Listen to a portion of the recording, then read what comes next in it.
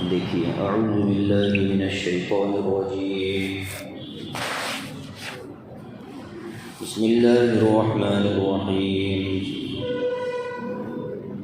لقد اخذنا میثاق بنی اسرائیل وارسلنا الیہم رسلا كلما جاءهم رسول بما لا تهوى أنفسهم فريقا كذبوا وفريقا يقتلون وحسبوا ألا تكون فتنة فعموا وصموا ثم تاب الله عليهم ثم عموا وصموا كثير منهم والله بصير بما يعملون لقد كفر الذين قالوا إن الله هو المسيح ابن مريم وقال المسيح يا بني إسرائيل اعبدوا الله ربي وربكم إنه من يشرك بالله فقد حرم الله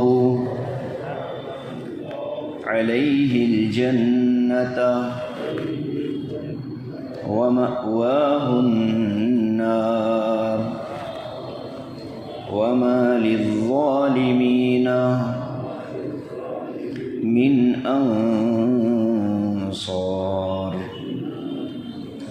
صدق اللہ العظیم۔ ترجمہ دیکھیے، لقد اخذنا،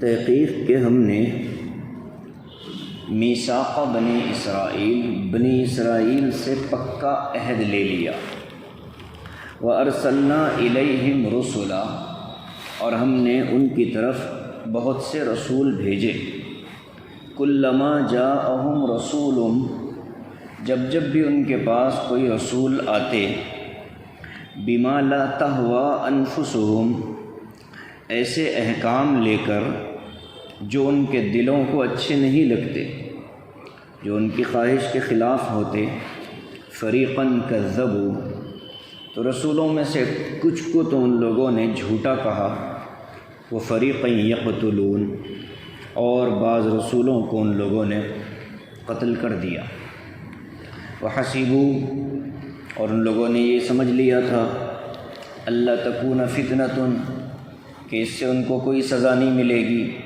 فعموا، وہ اندھے رہے، وصموا، اور گونگے بہرے بنے رہے، ثم تاب اللہ علیہم، پھر اللہ تعالیٰ نے ان پر توجہ فرمائی، ثم عموا، وہ پھر اندھے ہو گئے، وصموا، پھر بہرے بن گئے، کثیر منہم، یہ ان میں سے بہت سوں کا حال تھا، واللہ بصیر بما یعملون، اور اللہ تبارک و تعالی ان کے اعمال کو خوب دیکھ رہا ہے۔ لقد کفر الذین قالوا، تحقیق کے یقیناً وہ لوگ کافر ہو گئے جنہوں نے یہ کہا، ان اللہ هو المسیح ابن مریم، کہ بے شک مسیح ابن مریم ہی اللہ ہے، یا یہ ترجمہ ہو کہ یقیناً اللہ ہی مسیح ابن مریم ہے، نعوذ باللہ۔ وقال المسیح، حالانکہ مسیح علیہ السلام نے تو یوں کہا، یا بنی اسرائیل، اے بنی اسرائیل، اعبدوا اللہ، اس اللہ کی عبادت کرو، ربی و ربکم، جو میرا بھی پروردگار ہے اور تمہارا بھی رب ہے۔ انہ من یشرک باللہ، اس لیے کہ جو اللہ کے ساتھ کسی کو شریک ٹھہرائے گا، فقد حرم اللہ علیہ الجنہ، اللہ تبارک و تعالی نے اس پر جنت کو حرام کر دیا ہے۔ ومأواہ النار، اور اس کا ٹھکانہ جہنم ہے۔ وما للظالمین من انصار، اور ظالموں کو کوئی مدد کرنے والا نہیں ملے گا۔ شروع کی جو آیت ہے اس کا اکثر مضمون ہم کئی دفعہ پڑھ کر آئے ہیں، سنتے آئے ہیں کہ اللہ تعالیٰ نے بنی اسرائیل میں نبیوں کے ایک طویل سلسلے کو چلایا۔ ایک لمبا سلسلہ ہے انبیاء کا۔ قرآن مقدس میں جتنے نبی مذکور ہوئے ہیں، جن کا نام آیا ہے، ان میں سے اکثریت بنی اسرائیل کی۔ حضرت سلیمان، حضرت داؤد، حضرت زکریا، حضرت یحییٰ، حضرت موسیٰ، حضرت ہارون، حضرت عیسیٰ، حضرت یسعیٰ اور حضرت دانیال، جتنے انبیاء آئے، جلیل القدر نبی، ان میں سے اکثریت جو قرآن میں مذکور ہے وہ بنی اسرائیل کے ہیں، اور یہ سارے نبی حضرت سیدنا موسیٰ علیہ السلام کے بعد والے ہیں۔ تو اللہ تعالیٰ نے تورات کو جو بنی اسرائیل پر نازل کی گئی، اس میں بہت سارے عہد و معاہدے کیے، جیسے مسلمانوں سے قرآن پاک میں معاہدے ہو رہے ہیں کہ تم یہ کرو گے تو یہ ملے گا۔ وعد اللہ الذین آمنوا منکم، ایمان والوں سے اللہ نے وعدے کر رکھے ہیں۔ اور جب جنتیوں کو جنت میں بھیجا جائے گا تو کہا جائے گا کہ لکم فیہا ما تشتہی انفسکم ولکم فیہا ما تدعون، کہ یہاں تمہیں وہ چیزیں ملیں گی جو تمہارا دل چاہے گا، اور وہ چیزیں بھی ملیں گی جن کا تم سے دنیا میں وعدہ کیا گیا تھا۔ تو ہم سے بھی وعدے ہوتے ہیں قرآن میں، بنی اسرائیل سے بھی کچھ وعدے ہوئے۔ ان وعدوں میں ایک وعدہ یہ تھا کہ جتنے نبی آئیں گے برحق، ان کو نبی تسلیم کر لینا اور ان کو نبی مان لینا، ان کا احترام کرنا۔ تو بنی اسرائیل نے بجائے ان وعدوں کا لحاظ کرنے کے نبیوں کے ساتھ بدتمیزی کی، بعض انبیاء کے نبوت کا انکار کیا، رسالت کا انکار کیا، اور بعض انبیاء کو قتل کیا۔ ہم جانتے ہیں کہ بنی اسرائیل نے انبیاء کے قتل کی کوششیں کی، بعض میں کامیاب ہوئے، اور خود ہمارے اور آپ کے آقا جناب محمد رسول اللہ صلی اللہ علیہ وآلہ وسلم پر بھی قتل کے کئی کچھ منصوبے بنے۔ آپ کو زہر دیا گیا، آپ پر سحر کیا گیا، اور آپ یہودیوں کے ایک محلے میں آپ کا جانا ہوا، تو وہاں پیچھے سے پتھر لڑکانے کی کوشش کی گئی۔ سیدنا جبرائیل نے آ کر کے اطلاع دی، اس لیے کہ اللہ پاک کا وعدہ ہے کہ اپنے نبی کی حفاظت کرے گا، جو ہم پیچھے رکوع میں پڑھ کر آئے ہیں، واللہ یعصمک من الناس، کہ اے نبی اللہ لوگوں سے آپ کو بچا لے گا۔ تو یہودیوں کی یہ پرانی روش ہے۔ مشہور انبیاء جن کو قتل کیا گیا، حضرت زکریا، حضرت یحییٰ اور حضرت یسعیٰ، یہ تینوں یہ نبی وہ ہیں جن کا قتل مسلم ہے، جن کو ان لوگوں نے قتل کیا۔ بہت پہلے ایک شعر سنتے تھے کہ سر کے کٹنے کا مزہ یحییٰ سے پوچھ، لطف تن چرنے کا زکریا سے پوچھ۔ سر کے کٹنے کا مزہ یحییٰ سے پوچھ، لطف تن چرنے کا زکریا سے پوچھ۔ سر کو رکھ دینے کا نیچے تیغ کے، لطف کیا ہے پوچھ اسماعیل سے۔ تو کسی نے کہا تھا کہ تلوار کے نیچے سر رکھنے کا کیا مزہ ہے، یہ حضرت اسماعیل علیہ السلام سے پوچھو۔ تو بہرکیف ان لوگوں نے اکثر کو جھٹلایا اور بعض کو قتل کیا۔ پہلی آیت کا یہی خلاصہ ہے۔ دوسری جو آیت ہے اس میں اللہ فرماتے ہیں کہ ان لوگوں کے ذہن میں یہ تھا، وَحَسِبُوا، ان کا گمان اور خیال یہ تھا، اللہ تکون فتنۃ، کہ ان انبیاء کے قتل کی ان کو کوئی سزا نہیں ملے گی۔ انسان جب خواہشات نفسانی کا غلام ہو جاتا ہے تو بڑے سے بڑے جرم کا ارتکاب کرتے ہوئے بھی اس کو احساس جواب دہی نہیں ہوتا، اس کو آخرت میں کھڑے ہونے کا، جواب دینے کا احساس ختم ہو جاتا ہے۔ ساری برائیوں کی جڑ یہی خواہش نفسانی۔ ان انبیاء کو نہ ماننے کی وجہ، ان انبیاء کے قتل کرنے کی وجہ یہ بھی نفسانی خواہش ہے، جس کا اس آیت میں اشارہ بھی ہوا، بما لا تہوا انفسہم، یہ وہ احکام لے کر کے آتے تھے جو ان کے دلوں کو اچھے نہیں لگتے تھے، ان کی خواہش کے خلاف ہوتے تھے، تو اس خلاف خواہش ہونے کی وجہ سے نبیوں کا انکار بھی کیا، اور یہ سمجھتے تھے کہ ہمارے اس انکار کی وجہ سے ہم پر کوئی عذاب نہیں ہوگا اور ہم پر کوئی سزا نہیں ہوگی۔ تاریخ ایک بڑی تفصیلی چیز ہے، اور اس میں اگر ہم غور کریں تو یہودیوں کی تاریخ میں ایک بڑا عجیب و غریب واقعہ ملتا ہے، جس کا تذکرہ قرآن مقدس میں سورہ بنی اسرائیل کے پہلے رکوع میں بھی اللہ نے فرمایا۔ حضرت عیسیٰ علیہ السلام کی پیدائش سے 600 سال پہلے، تقریباً 650 یا 640 قبل مسیح، حضرت عیسیٰ کی پیدائش سے تقریباً 600 سال پہلے بابل جو شہر تھا، وہاں ایک بادشاہ ہوا کرتا تھا جس کو عربی میں بخت نصر کہتے ہیں، اور بائبل میں اس کا نام کچھ اور لکھا ہوا ہے، نصر بہرحال وہاں بھی ہے۔ تو اس نے یہودیوں پر حملہ کیا، بڑا زبردست حملہ کیا یروشلم پر، جو آج فلسطین ہے، اور حملہ کر کے وہاں یہ آباد ہوتے تھے، تہس نہس کر دیا۔ تو بخت نصر کی قید میں 80,000 سے زائد یہودی تھے، کئی سال تک وہ ظلم کرتا رہا، کئی لوگوں کو قتل کیا۔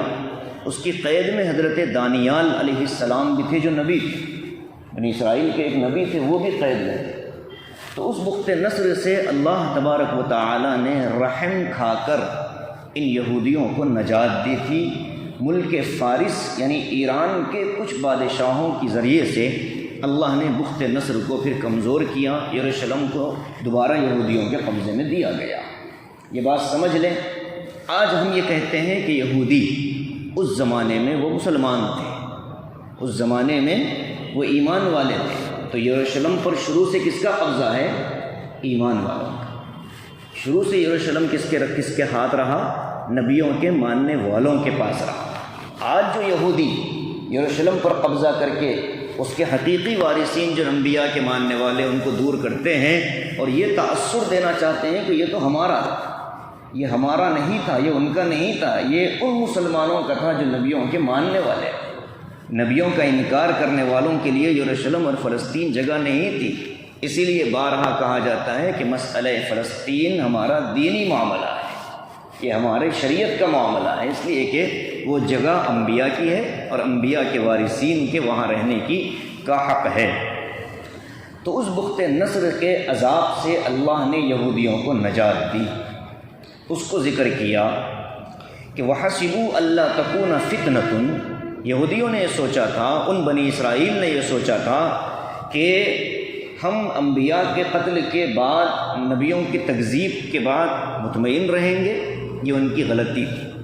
اور جب انسان کو یہ احساس پیدا ہو جاتا ہے کہ ہم جو چاہیں کریں ہمیں کچھ کہنے والا نہیں، تو وہ پھر حق بات کی طرف دیکھنا بھی گوارا نہیں کرتا اور حق بات کا سننا بھی گوارا نہیں کرتا، اور وہ یہ کہتا ہے کہ بھائی ہم اپنی جگہ ٹھیک ہیں، آپ اپنے میں لگے رہو، ہمیں سنانے کی ضرورت نہیں ہے۔ اس کو قرآن نے بیان کیا فَعَمُوا وَصَمُّوا، ایک تو وہ اللہ کے مشاہدوں کو، نبیوں کے معجزوں کو دیکھنے سے اندھے رہ گئے، نگاہیں تھیں لیکن حقیقت کی نگاہیں نہیں تھیں، جس کی وجہ سے ان کو اندھا کہا جا رہا۔ وَصَمُّوا، اور بہرے بھی بن گئے، اور بہرے اس وجہ سے بنے کہ نبی حق کی بات بتلاتے لیکن سننے کے لیے یہ تیار نہیں ہوتے۔ کہیں نہ کہیں ہمارے اندر بھی یہ بیماری کسی نہ کسی درجے میں پائی جاتی ہے کہ جب ہم کسی چیز پر جم جاتے ہیں، چاہے صحیح ہو کہ غلط ہو، تو ہم کسی اور کی سننا نہیں چاہتے، ہم یہ چاہتے ہیں کہ نہیں بھائی ہم اپنی جگہ قائم ہیں، ہمیں آپ سمجھانے کی کوشش نہ کریں، آپ ہمیں کتنا ہی سمجھائیں، ہم اپنی روش پر باقی رہیں گے۔ یہ کہیں نہ کہیں یہ وہیں سے منتقل ہوتی ہوتی ہمارے اندر آ رہی ہے۔ حالانکہ حق بات جب آئے گی تو اس کو تسلیم کر لینا، اور سب سے زیادہ حق بات جو ہوگی وہ قرآن و سنت کی ہوگی، اللہ کی ہوگی اور اس کے رسول صلی اللہ علیہ وسلم کی ہوگی۔ ثم تاب اللہ علیہم، اللہ تعالیٰ نے ان پر توجہ فرمائی۔ یہ توجہ کب ہوئی؟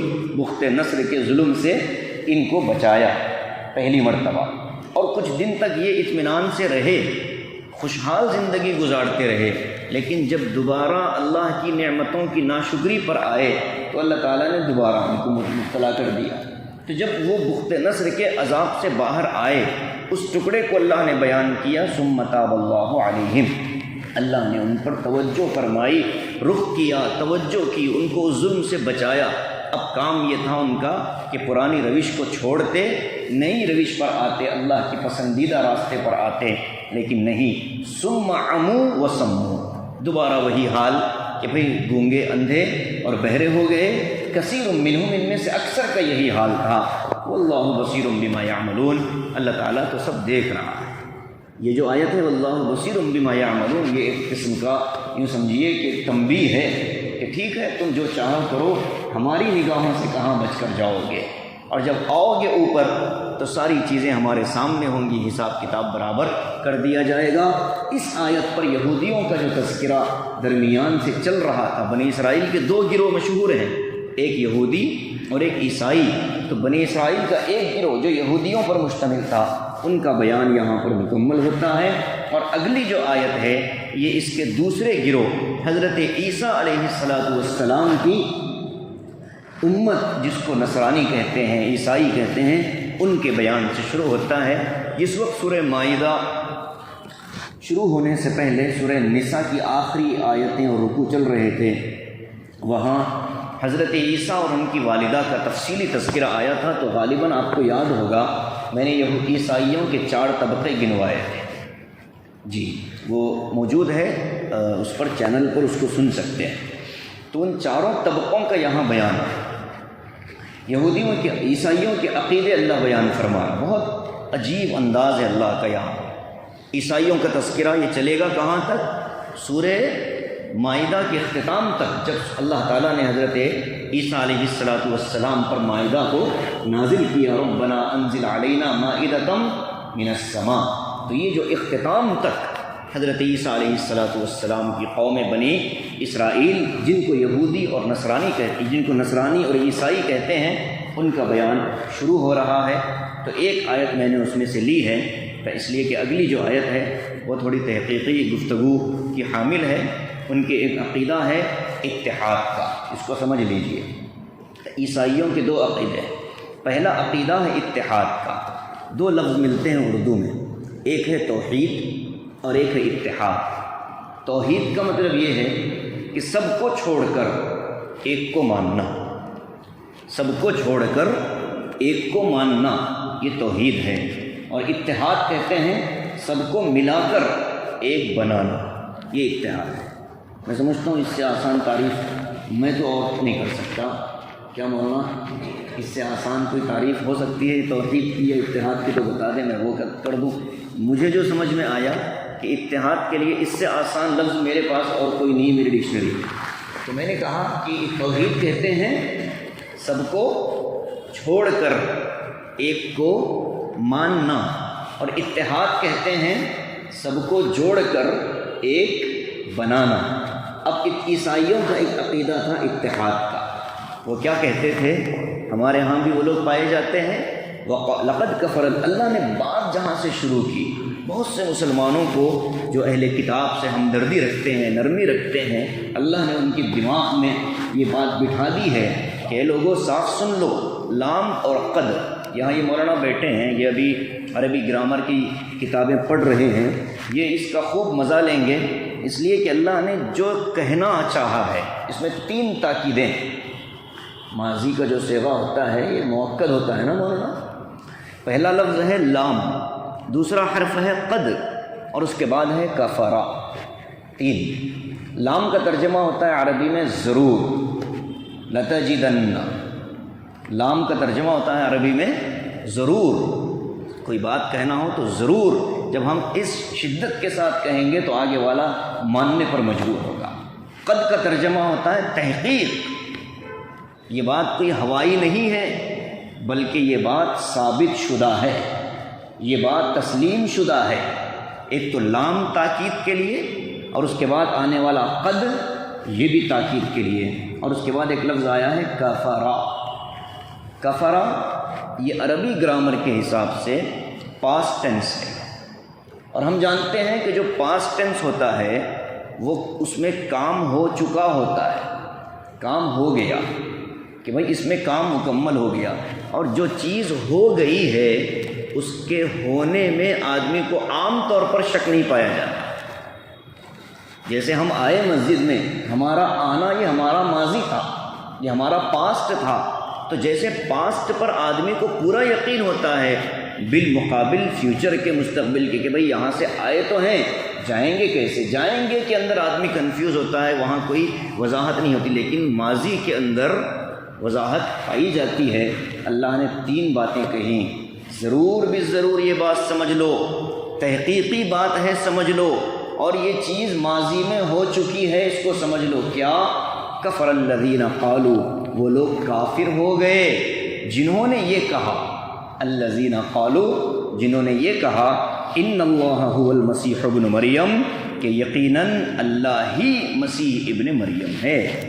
تو جو لوگ مسیح ابن مریم کو خدا مانتے ہیں یا اللہ کو مسیح ابن مریم میں مانتے ہیں، یہ لوگ کافر ہیں۔ قرآن کا یہ اسٹیٹمنٹ ہے، اس میں کسی مسلمان کو یہ حق نہیں پہنچتا کہ اہل کتاب ہیں، عیسیٰ کے ماننے والے ہیں، انہوں نے عیسیٰ کی محبت میں غلو کر کے، آگے قرآن کہتا ہے اسی صفحے پر، لا تغلوا فی دینکم غیر الحق، آگے قرآن نے کہا کہ نبی کو نبی کے مقام پر رکھنا، خدائی میں شریک کر دینا اور خدا کے مقام تک مخلوق کو لے جانا، یہ کفر ہے اور شرک ہے۔ اللہ نے کہہ دیا لقد کفر الذین قالوا ان اللہ هو المسیح ابن مریم، یہ ان کا اسٹیٹمنٹ ہے، جو ان کا عقیدہ ہے۔ جیزس کیا کہتے ہیں؟ ایک منٹ، آپ بچوں سے کیا بولتے ہیں؟ جیجو، جیزس کون سی کلاس میں، کون سے اسکول میں؟ تو ان کے بارے میں کیا کہا جاتا ہے؟ کون ہے وہ؟ نہیں بیٹھ کے بولو، بیٹھ، قرآن کا درس ہے، بولو۔ جیزس کون ہے؟ کرسچن ہے وہ؟ اچھا، یہی بتایا گیا۔ جی، تو ایک عقیدہ جیزس از گاڈ کا ہے، جو کہ غلط ہے، 100 بار غلط ہے، 1000 بار غلط ہے۔ ایک عقیدہ گاڈ از جیزس کا ہے، مسیح خدا ہو یا خدا مسیح ہو، دونوں عقیدے غلط ہیں۔ تو لکھنے والے تھوڑا سا اس میں فلیکسیبلٹی رکھتے ہیں، لچک رکھ کر رکھتے ہیں کہ جیزس از گاڈ، تو آدمی کو لگتا ہے یار غلط ہے، گاڈ از جیزس، یہاں آدمی پریشان ہو جائے۔ یہ وہی عقیدہ ہے جو غیر مسلموں میں پایا جاتا ہے کہ بھگوان کسی بھی شکل میں روپ دھار سکتا ہے، وہ کبھی سانپ میں آ جاتا ہے، کبھی بیل میں آ جاتا ہے، کبھی کسی اور چیز میں آ جاتا ہے۔ تو اس طرح جو ایک ذات کو دوسری ذات میں محلول مانتے ہیں، حلول کا عقیدہ رکھتے ہیں، اتحاد کا عقیدہ رکھتے ہیں، یہ عقیدہ کفریہ ہے، شرکیہ ہے۔ بہت سے غالی قسم کے صوفیہ یہ بھی یہ کہتے ہیں کہ نہیں، فلاں بزرگ میں خدا تبارک و تعالیٰ کا ایک عکس نظر آتا ہے اور فلاں نظر آتا ہے۔ یہ چیزیں اسلام کی بنیادی چیزوں سے ٹکراتی ہیں۔ اولیاء ہماری آنکھوں کے تارے، وہ ہمارا احترام کے قابل طبقہ ہے، لیکن مخلوق ہیں، اللہ کے بندے ہیں۔ ان کو بندوں میں نیک بندے سمجھنا ایمان کا حصہ، لیکن ان کو کچھ ما فوق الفطرت طاقتوں کا حامل سمجھنا، انہیں کسی اور چیز کا پاورفل سمجھ لینا اور ان کے نام پر جنت کے دروازے بنا لینا، یہ ساری چیزیں شرکیہ اور کفریہ ہوتی ہیں۔ اللہ تبارک و تعالیٰ نے عیسیٰ علیہ السلام کی زبان سے اس کا جواب دلوایا۔ اتحاد کا عقیدہ سمجھ گئے، سب کو ملا کر ان لوگوں نے خدا بنا لیا۔ اس میں وہ کہتے ہیں کہ عیسیٰ بھی خدا، اور آگے والوں نے ایک اور چیز کہی، عجیب منطق ہے کہ خدا کے 3 حصے ہیں، عیسیٰ، روح اور خود خدا۔ دوسرا طبقہ کہتا ہے کہ عیسیٰ، مریم اور خود اللہ، یہ تینوں مل کر پھر ایک بن گئے۔ تو یہ جو تینوں مل کر ایک بنتے ہیں، یہ عقیدہ آج تک بہت سے عیسائیوں کو بھی سمجھ میں نہیں آیا۔ تثلیث کا جو عقیدہ ہے یہ بھی نہیں سمجھ میں آ لوگوں کو۔ تو ایک ہے اتحاد کا عقیدہ جو کہ غلط ہے، دوسرا عقیدہ جو تثلیث کا ہے وہ اگلی آیت میں آ رہا ہے، میں انشاءاللہ اگلے درس میں اس پر چونکہ تفصیلی گفتگو کرنی ہے۔ ہمارے اپنے ملک، ہمارے اپنے علاقے، ہمارے اپنے شہر میں کون سے عقیدے والے کہاں پائے جاتے ہیں، اس پر بھی کچھ گفتگو ضرور ہونی ہے۔ تو اللہ فرماتا ہے لَقَدْ كَفَرَ الَّذِينَ قَالُوا إِنَّ اللَّهَ هُوَ الْمَسِيحُ ابْنُ مَرْيَمَ، وہ لوگ کافر ہو گئے جنہوں نے یوں کہا کہ مسیح اللہ ہیں یا اللہ مسیح ہیں۔ اب مسیح ابن مریم حضرت عیسیٰ علیہ السلام کو کی طرف سے اس کا جواب آ رہا۔ یہاں لفظ مسیح آیا ہے، یہ لفظ دونوں کے لیے بولا جاتا ہے۔ حضرت عیسیٰ کے لیے بھی مسیح کا لفظ استعمال ہوتا ہے اور دجال کے لیے بھی مسیح کا لفظ استعمال ہوتا ہے، لیکن ان دونوں میں فرق یہ ہوتا ہے کہ جب دجال کے لیے بولا جائے گا تو مسیح دجال ملا کر آتا ہے، جب صرف مسیح بولا جائے گا تو حضرت عیسیٰ مراد ہوتے ہیں۔ یہ وہ لفظ ہے جس کے کئی معنی آتے ہیں، اس کے بے شمار معنی آتے ہیں۔ تو یہ سوال قائم نہ ہو کہ بھائی مسیح کیسے کہہ دیا گیا دجال کو۔ خود نبی کریم صلی اللہ علیہ وسلم نے دعا مانگی جس فتنے سے من فتنۃ المحیا والممات ومن فتنۃ المسیح الدجال، حضور نے دعا مانگی، مناجات میں وہ دعا موجود ہے کہ اللہ میں مسیح دجال کے فتنے سے حفاظت چاہتا ہوں، مجھے بچا لیجیے۔ تو حضرت عیسیٰ کو بھی مسیح کہا جاتا ہے، اس کی وجہ یہ ہے کہ حضرت عیسیٰ علیہ السلام کو اللہ پاک نے ایک معجزہ دیا تھا۔ وہ معجزہ یہ تھا کہ وہ کسی اندھے پیدائشی نابینا کے آنکھوں پر ہاتھ پھیرتے، اللہ پاک نے معجزہ یہ دیا تھا کہ ان کی روشنی اور بینائی آ جاتی۔ کسی کوڑ کے مریض پر ہاتھ پھیرتے تو اللہ تبارک و تعالیٰ کے حکم سے وہ صحیح سلامت ہو جاتا۔ تو مسح کرنا اور مسح کے ذریعے سے اللہ نے ایک ان کو معجزہ دیا تھا، اس وجہ سے ان کو مسیح کہا جاتا ہے۔ بعض حضرات یہ کہتے ہیں کہ حضرت عیسیٰ علیہ السلام کا چہرہ بڑا خوبصورت تھا اور ان کے چہرے کی خوبصورتی کی وجہ سے ان کو مسیح کہا جاتا ہے۔ اب مسیح کا ایک معنی بدصورتی کا بھی آتا ہے۔ دجال کو جو مسیح کہا گیا وہ اس لیے کہا گیا، ابو داؤد کی جو مشہور روایت ہے اس میں یہ فرمایا آقا نے کہ وہ اعور ہوگا۔ اعور کا مطلب ہوگا کانا، ایک ہی آنکھ ہوگی اس کی، دوسری آنکھ ہوگی لیکن وہ بالکل صاف ہوگی، جیسے کسی چیز کو صاف کر دیا گیا، مٹا دیا گیا ہو، جگہ تو ہوگی لیکن صاف ہوگی، درمیان میں ایک انگور کی جیسا یا کسی پھلی کے جتنا ایک گوشت کا لوتھڑا اس کے آنکھ کی جگہ پر لگا رہے گا۔ تھوڑا تصور کر لیں کہ ایسا ڈراؤنی اور بد شکل انسان جو جس کا چہرہ بھی مسخ کیا گیا ہو، اس کو بھی اس کی بدصورتی کی وجہ سے دجال کہا جاتا ہے۔ تو حضرت مسیح عیسیٰ علیہ السلام مراد ہیں، اور مسیح دجال جب کہا گیا تو وہ دجال جو آخری زمانے میں آئے گا اور دنیا کی تاریخ کا سب سے بڑا فتنہ ہوگا، جس سے بچنے کی نبی کریم صلی اللہ علیہ وسلم نے امت کو بہت تاکید فرمائی۔ سورہ کہف کا ہر جمعہ کے دن معمول رکھنا اور ابتدائی 10 آیتیں سورہ کہف کی اور آخری 10 آیتیں سورہ کہف کی روزانہ صبح و شام کو پڑھنے کا معمول بنانا، یہ دجال کے فتنے سے حفاظت کا ایک مؤثر ذریعہ ہے۔ حدیث کے اندر اس کی وضاحت آئی ہے۔ اب حضرت عیسیٰ علیہ السلام کی زبان سے جواب دیا جا رہا ہے۔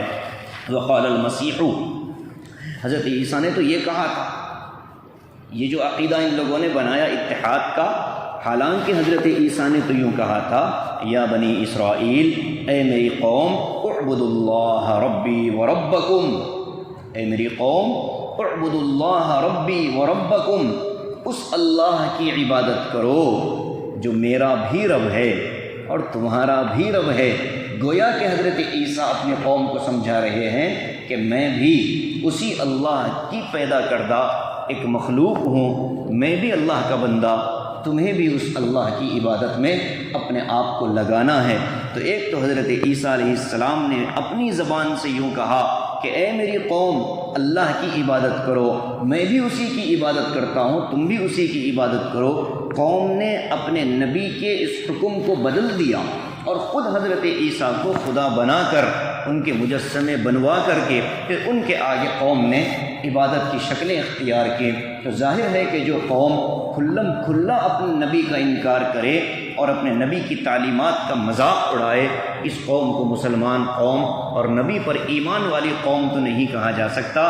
اسی لیے قرآن نے صاف کہہ دیا، لقد کفر الذین قالوا ان اللہ هو المسیح ابن مریم وقال المسیح یا بنی اسرائیل اعبدوا اللہ ربی وربکم انہ من یشرک باللہ۔ آگے اللہ فرماتا ہے کہ دیکھو خدا کی ذات و صفات میں اگر کوئی کسی کو شریک کرتا ہے، کسی بھی اعتبار سے شریک کرتا ہے، چاہے کسی نبی کو شریک مانے جیسے عیسائیوں نے مانا ہے، چاہے کسی اور کو مانے جیسے غیر مسلموں نے مانا ہے، چاہے کسی اور مومن کو مانے یا کسی متقی کو مانے جیسے بعض مسلمانوں کا یہ عقیدہ ہے، تو اللہ فرماتا ہے انہ من یشرک باللہ، جو اللہ کی ذات اور اس کی صفات میں ذرہ برابر بھی کوئی شرک کرے گا، فقد حرم اللہ علیہ الجنہ، تو اللہ تبارک و تعالی نے فیصلہ کر دیا ہے اس پر جنت کو حرام کر دیا گیا۔ جنت میں داخلہ توحید کے لیے توحید کے ساتھ ہو سکتا ہے، شرک کی بو اور شرک کے شائبے کے ساتھ اگر کوئی دنیا سے جائے گا تو پھر اس کا جنت میں داخلہ نہیں ہو سکتا، اس لیے کہ جنت موحدین کے لیے ہے، توحید پرستوں کے لیے ہے۔ توحید تو یہ ہے کہ خدا حشر میں کہہ دے یہ بندہ دو عالم سے خفا میرے لیے ہے۔ مولانا محمد علی جوہر نے راؤنڈ ٹیبل کانفرنس کے موقع پر یہ بات کہی تھی کہ توحید تو یہ ہے کہ خدا حشر میں کہہ دے یہ بندہ دو عالم سے خفا میرے لیے ہے، کہ یہ جو بندہ آیا ہے اس نے دنیا سے لڑائی کی، دنیا کو اپنے دل میں جگہ نہیں دی، دنیا کو اپنے دل میں جگہ نہیں دی، بس اس کا دل میری محبت سے سرشار تھا، میری محبت سے بھرا ہوا تھا۔ ایسے بندے کے بارے میں محمد علی جوہر کہتے ہیں کہ یہ ہے اصل توحید، کہ انسان کے دل میں اللہ کی عظمت، اس کی بڑائی، اس کے تقدس کے سوا دنیا کی کوئی محبت ذرہ برابر باقی نہ رہے۔ طبعی طور پر انسان کو اللہ نے اس قابل بنایا ہے، اگر وہ محنت کرے گا اللہ کی محبت پانے کے لیے، وہ کوشش کرے گا حلال کے کمائی کے ذریعے، رزق حلال اور صدق مقال، جب بھی بولو سچ بولو، جب بھی کھاؤ حلال کھاؤ، تو یہ دو تین چیزوں کا اہتمام کرے اور پھر رب العالمین سے مانگے، اے اللہ میرے دل میں اپنی محبت پیدا فرما۔ والذین آمنوا اشد حبا للہ، قرآن نے کہا ہے کہ ایمان والے اللہ سے بہت محبت کرتے ہیں، اس کی محبت کے مقابلے میں دنیا میں کسی اور کی پرواہ نہیں کرتے، نہ کسی اپنے کی نہ کسی پرائے کی، ان کے لیے مقدم اللہ کی ذات ہوتی ہے۔ تو بہرحال اللہ نے اس آیت میں عیسائیوں کے توسط سے شرک کا ایک قانون بیان فرما دیا۔ اللہ کی ذات و صفات میں، ذات کا مطلب تو ہم جانتے ہیں کہ اللہ وحدہ لا شریک لہ ہے، اس کا کوئی ساتھی نہیں، تنہا ہے۔ قل هو اللہ احد اللہ الصمد لم یلد ولم یولد ولم یکن لہ کفوا احد، یہ ہماری توحید کی بنیاد ہے۔ اور صفات کے اندر کوئی شریک نہیں، اس کا مطلب یہ ہے کہ دنیا میں جو ہوتا ہے اللہ کی مرضی سے ہوتا ہے، کسی کا اس کائنات کے نظام میں کوئی عمل دخل نہیں ہے۔ اللہ نے ساری قدرت کے خزانے اپنے پاس رکھے ہیں، وَلِلَّهِ خَزَائِنُ السَّمَاوَاتِ وَالْأَرْضِ، اللہ کے قبضے میں ہیں، وَالْأَرْضُ جَمِيعًا قَبْضَتُهُ يَوْمَ الْقِيَامَةِ۔ قرآن نے بار بار اس چیز کو کوٹ کیا ہے کہ اللہ پاک نے، ابھی ایک کتاب آئی ہے مولانا یونس پالنپوری صاحب کی، انہوں نے توحید کی آیتوں کو جمع کیا، آیات توحید کے نام سے بہت چھوٹی چھوٹی ٹکڑے انہوں نے جمع کیے۔ ہماری خواہش ہوتی ہے کہ یہ توحید کی آیتیں ہم مسلمان یاد رکھ لیں، تاکہ کہیں بھی ایمان اور شرک کا معاملہ آئے تو ہمارے اندر کا توحید، مسلمان جو موحد مسلمان ہوتا ہے وہ اس کو بچا پائے۔ تو بہرحال یہ ایک تو عیسائیوں کے توسط سے اللہ نے شرک کا ایک قانون بیان فرمایا، ذات و صفات میں کسی کو نہ مانے، صفات میں ماننا، طاقت اللہ کی ہے، روزی اس کے قبضے میں ہے، اولاد کا دینے والا وہ ہے، کامیابی ناکامی کا مالک وہ ہے، دنیا میں حالات لانے کا اختیار بھی اسی کو ہے، حالات کے بدلنے کی طاقت بھی صرف اسی کے پاس ہے۔ ہمیں اولاد نہیں ہو رہی، کسی اور در پر جائیں گے تو ہماری توحید پر بہت بڑا سوالیہ نشان پیدا ہوگا کہ جب تم دنیا والوں سے اپنی چیزیں مانگنا چاہتے ہو تو پھر کلمہ کس کا پڑھا ہے؟ لا الہ الا اللہ۔ جب اللہ کو الہ معبود مان لیا اور تمام چیزوں کا مالک اور خالق مان لیا تو پھر کسی اور سے کیوں ہاتھ پھیلانے کے لیے جاتے ہو؟ اللہ ہماری حفاظت فرمائے۔ اللہ نے فرمایا کہ موحد ہوگا، توحید پرست ہوگا تو جنت میں جائے گا، مشرک ہوگا تو جنت اس پر حرام کر دی جائے گی۔ اور دنیا میں جن لوگوں کے نام پر شرک کیا کرتا تھا، چاہے کوئی نبی ہو، چاہے کوئی ولی ہو، چاہے کوئی اور ہو، اگر شرک کرتا تھا ان کے نام پر، قیامت کے دن وہ ان کا کچھ ساتھ دینے والے نہیں ہوں گے۔ اسی لیے فرمایا وَمَا لِلظَّالِمِينَ مِنْ انصار۔ اللہ نے فرمایا کہ ظالم، قرآن میں لفظ ظلم جو ہے نا شرک کے لیے بھی آیا ہے۔ حضرت لقمان علیہ السلام کے واقعے میں اللہ نے فرمایا ان الشرک لظلم عظیم، کہ دیکھو بھائی بیٹے شرک بہت بڑا ظلم ہے۔